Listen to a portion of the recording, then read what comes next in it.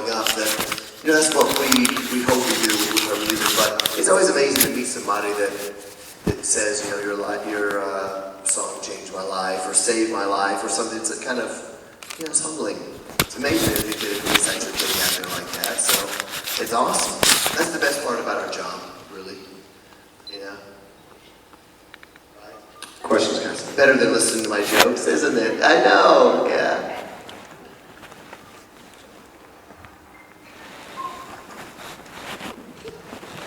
She's trying. Hi. You might get this all the time, but how did you come up with your name? You go in your cup and you're like, oh, that's a skillet, that's a pot.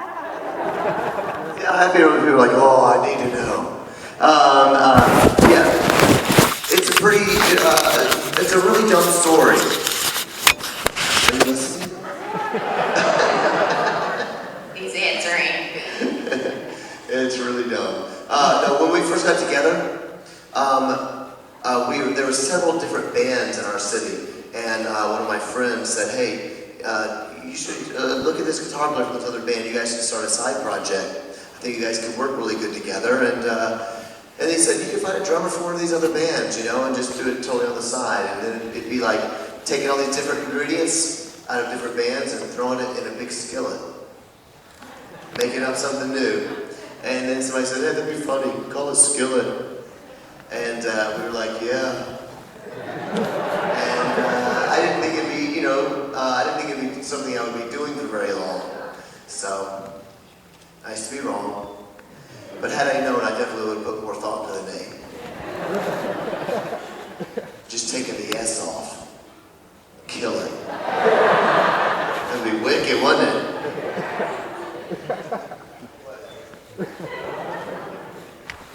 Questions, guys?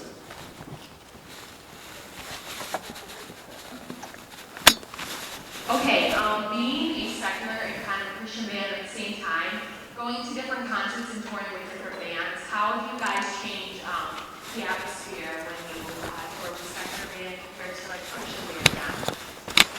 Yeah, that's a good question. I mean, truthfully, I think we kind of come to a place that, we have a strong identity, with our fans. And, there are lots of different kind of people coming to our shows, which I really love.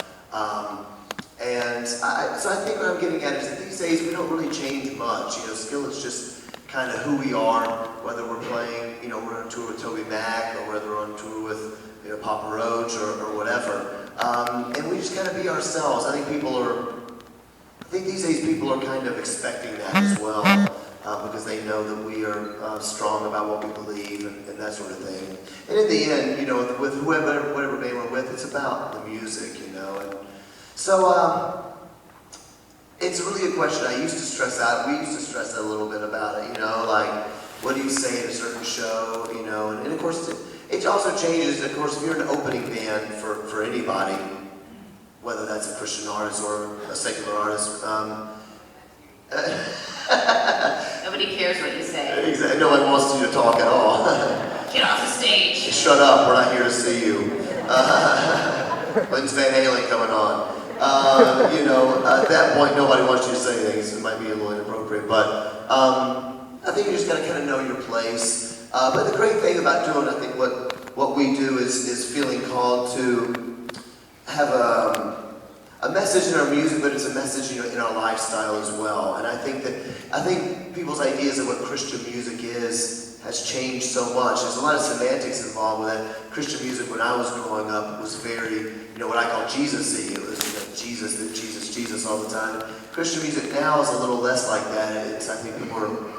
There's a lot of different avenues of that. And I think what Skillet is called to is not so much being a band that sings to Christian people as much as we're a band that just sings to people, and we write songs about life, and love and all the things going on in our lives, but it's written through that Christian worldview. So I think the Skillet is making an impact on people's lives, not necessarily through what we say on stage as much as who we are, if that makes sense, and the light that is in us. And I think that's a powerful thing.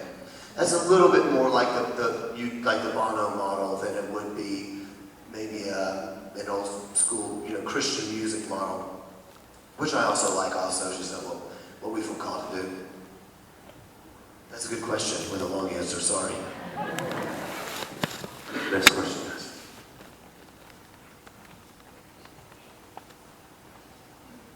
What's your favorite song from Oh My God Live CD?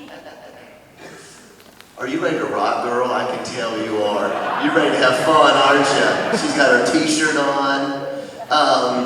My favorite song from the record, I particularly like It's Not Me, It's You. I don't know why, but that's always been my favorite on the record. I think it makes me laugh. What's yours? Well, I think mine would be Hero, because I like the programming side with the rock side, with the girl vocal. Thanks, guys. My favorite song is Never Surrender. I like Sometimes a lot. It's fun to survive.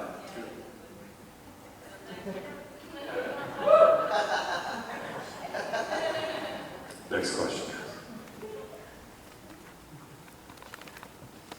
Make sure you get this girl in here. She's gonna get mad if you don't answer. She's gonna get upset. Hey, Stuart. I'd like to know, where each of you are from originally, and what was your favorite band growing up? I like your old Skillet shirt, by the way. Look at that. That is Alien Youth, I believe. Is that right? Alien Youth days? I like you. It's good to have at least a couple of old schoolers out here. Our old stuff. I don't mean your old school. I mean people that know our old school stuff. I wouldn't be a hater. I'm an old schooler. Anyway, what was the question? I don't know. Where am I from? I'm from Memphis, Tennessee. And I've got a funny question about growing up. You see, when I was growing up, my mom was a piano teacher and a voice teacher. And I was not allowed to listen to anything with drums in it. Drums were like the devil's instrument. And because it was like those drum beats that made people want to sin. And so when I was growing up, I couldn't listen to any rock music. And about 5th grade is when my friends first discovered Metallica. And I'd never heard anything like that. And when I turned it on, it did things to me. I loved it. And I was complaining one day at church how my parents wouldn't let me listen to rock music because I loved this band called Metallica. And my friend introduced me to Petra for the first time. So I will kind of look back and say Petra was kind of like my band. They were the band that kind of... my parents wouldn't let me listen to Petra either. But I felt good about listening to Petra behind their backs. And eventually, this is a true story, Petra was coming to Memphis when I was in 8th grade. And I was trying to convince my parents to let me go with my friends. And so anyway, I put up such a fight that my mom decided she would take me to the Petra show because she believed they were going to pray to the devil. And when they began to pray to the devil, then my mom could take me home. And so we made a deal, and so we went to the Petra show, and then they did not pray to the devil, and my mom became a really big Petra fan. And so that's why they were finally okay with me listening. So that's my little story. Pretty awesome. My story is not near as long as your story. I really am sorry. It's okay. Anyways, I love U2. They were the most influential band for me growing up. Joshua Tree era, and I'm a real feel writer, listener, programmer, and so I liked how their music felt like what they were saying. And so I don't necessarily love that genre of music all the time, nor do I program that type of music all the time, but I like to put my feel into what we do. I am from Wisconsin. Are you from Wisconsin? Because you had a really long... Jesus. I love you. I'm from a place called Coventry in England. That's why I speak the way that I do. I hope you can understand me. The first favourite band that I had may have been the Spice Girls, but we'll pretend that never happened, and then it quickly became Linkin Park, which makes me sound a lot cooler and lets me fit in somewhere here. I'm from Ohio, and one of my favorite bands when I was younger was DC Talk.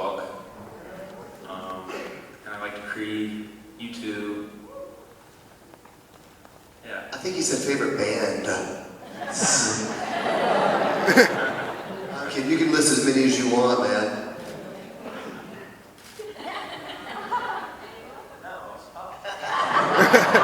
Next question, guys. You guys still talk to Ben? No? Never. Okay. Yes. Yeah, I we go just to church emailed him together. today, actually.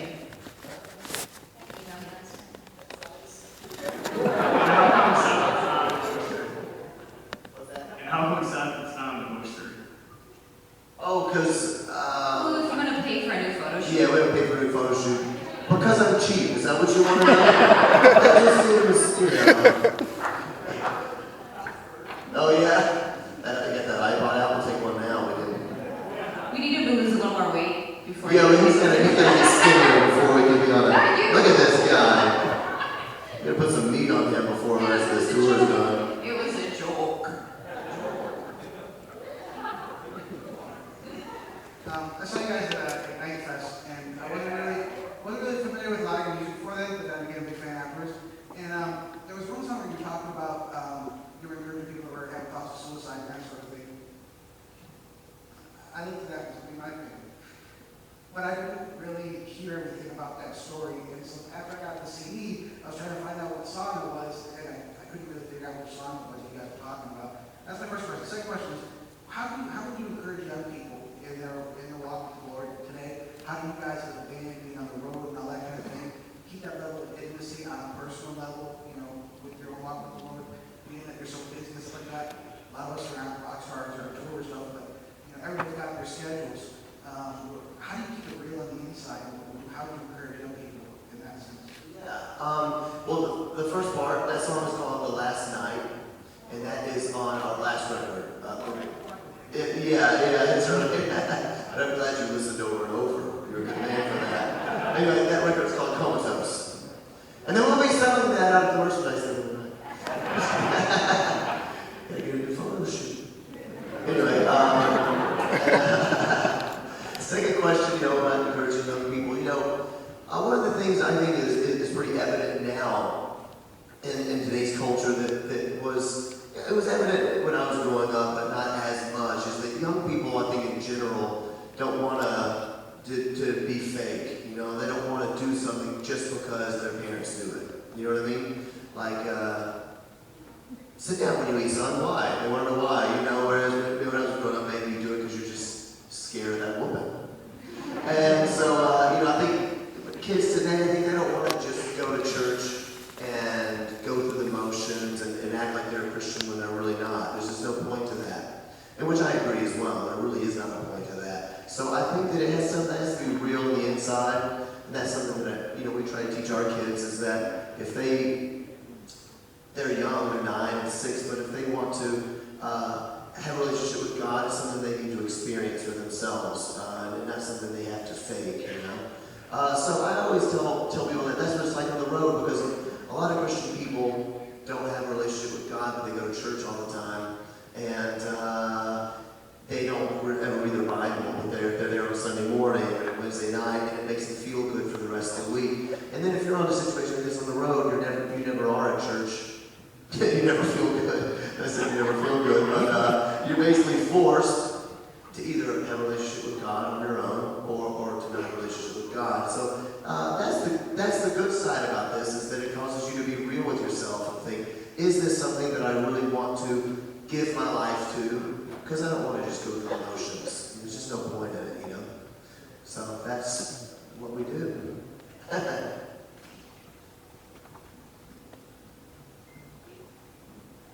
Mine isn't so much a question. My daughter will kill me if I don't do this. I have a 6-year-old, and her favorite song in the entire world is Monster. She loves it. She loves you guys. I have listened to that song I don't know how many times in her house, in her truck, in her car. Sorry. Mommy, I want to. Oh, I love the song, so it's okay. But Mommy, I want to hear Monster. So from my 3-year-old and my 6-year-old, they want me to tell you hello for them. That's very nice. Thanks.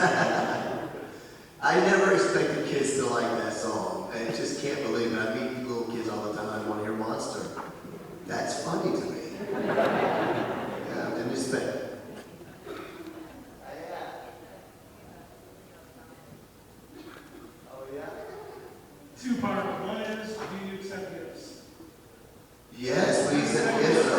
Red bars.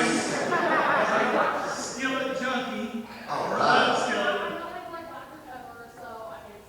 It just got serious.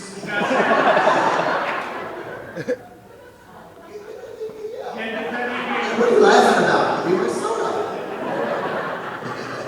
I'm kidding. That's very nice. Maybe you can hand it to Stephanie. She'll give it to me. Thank you so much. I love Dr. Pepper. That won't look good on me. Oh. Oh, that's for the girls. Okay, the flower. All right. Thank you. Thank you so much. I appreciate it. Do you like Dr. Pepper? You like all 23 flavors? And as a 43-year-old youth pastor, thank you for rocking for Jesus. All right. Yeah, thanks very much. I appreciate it. It's nice. Thanks for giving my Hey, stuff. Steph.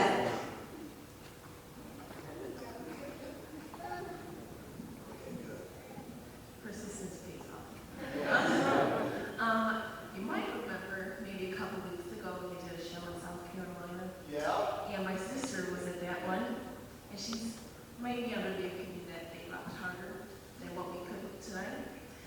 And think about it. I don't want you to rush into a decision, but who do you think will rock harder tonight? Us or them? Definitely you guys, without a doubt.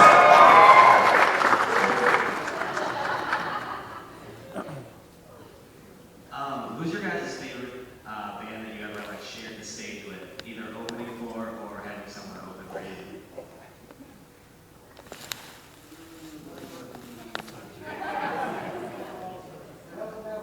Definitely, yeah.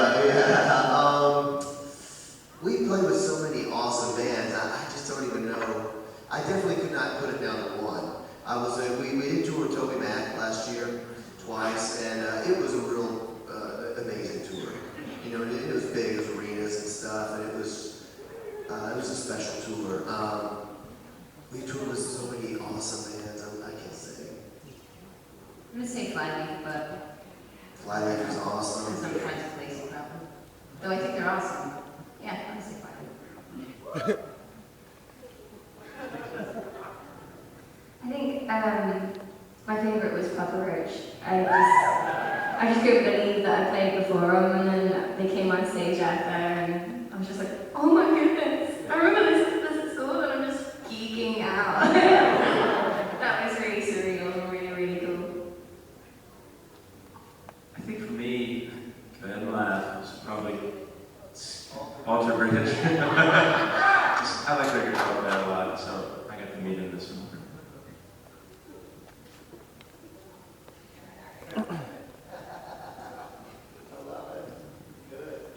So people like buying and wearing t-shirts all the time. So do you get sick of seeing the same t-shirts on every single person? Or do you No. No. Not at all. It's a joy. It's better than Dr. Pepper. See a Skillet shirt? Because it was only a few years ago that no one cared who Skillet was. Except for that guy in the ALU shirt that was over there. And 2 or 3 other people. So the fact that anybody likes us at all is just awesome. I love it. It's great because we've been a band for, a lot of people don't know we've been a band for so long. It's been 15 years, 8 records out. So a lot of people come to me all the time and go, I love you guys, man, I have both your records. I get that a lot, and I love new fans too, but the first 10 years was so hard that honestly, it's just great to know that people like us at all. Yeah, especially Corey. I still like you. Yeah, I like you, woman. We're married. A lot of people don't know we're married. We've been married for almost 15 years too. That's right, baby. We got married young. We were almost 14. That's why we're so young now. Next question. Hi, John.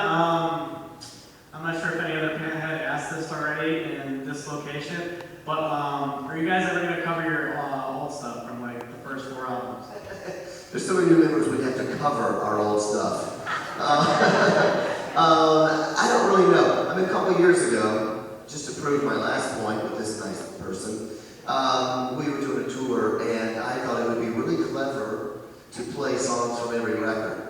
And as I found out, no one knows our old songs at all. Most of our fans are like 15, which means they were like 4 when those records came out. So I just went really bad.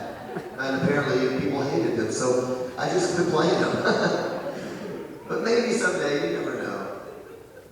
That's a secret. Give away my secrets. Hi, what's it like working with your loved one? They're all my loved ones. Oh, that's so nice. Oh, isn't it? Am I terrible to me? I talk too much. No, it's good because I don't talk a lot, so it's good. It's knowing your place in whatever situation it is. I think we do well because we're used to it. And it's knowing that, all right, this is his, for me, it's his band, his music, and I'm here to make him look awesome, as awesome as I can. So that's my role, job-wise, and wife-wise.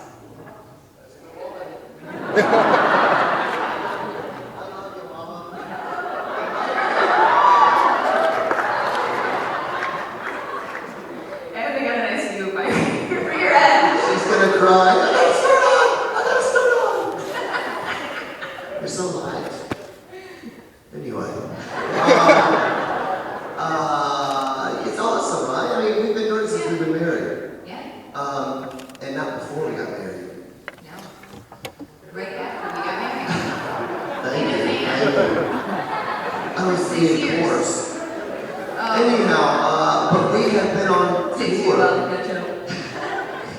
We've been on tour since we got married, and I mean, it is hard sometimes, because you get a lot of quantity time with that much quality time, because you're around people constantly and stuff, but you know, we make it work. Sometimes we go on dates to like Target.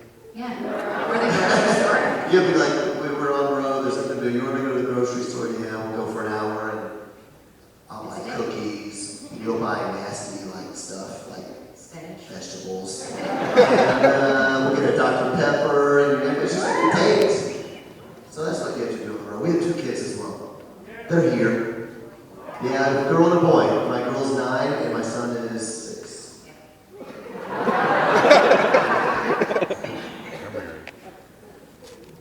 Hey, how's it going, guys? My favorite album is Comatose. I just wanted to know, like, which, it's a question for all of you guys. What's your favorite song from that album in Pacific? Mine's Rebirthing. Same. I like Didn't Say Goodbye. That one's wicked. I like that. His is Rebirthing. Rebirthing is one of my favorites we've ever done, so that's probably mine. Same. It's also my favorite to play live because people sing it loud. Louder than they do in South Carolina. Guys, we have time for one more question. One more. Hi, I know you guys played at Summerfest. I think it was last year or the year before. Do you guys prefer playing in an open area like that near the lake or in enclosed venues? I like playing all kinds of stuff. You know, anywhere where people like you is just great. Being outside is really cool because it's summertime and so it's hot and it's a lot of fun. You pack a lot of, you get so many people in. But I love theaters like this because it's so intimate. People feel, they feel like they get to know you a little better, and you can be a little more special. Is that cheesy? No. In general, I think we prefer places with toilets that flush to porta potties. That's true. Definitely. Silvervest has porta potties. Oh, you're right. So happy now. Guys, thank you very much. Thanks so much for coming on. Guys, we're going to do a photo up here. We'll start over here to the left and most of you guys will go to the right. Get your cameras out. Thanks for coming. It's so good to see y'all for the last show on the tour. Thanks for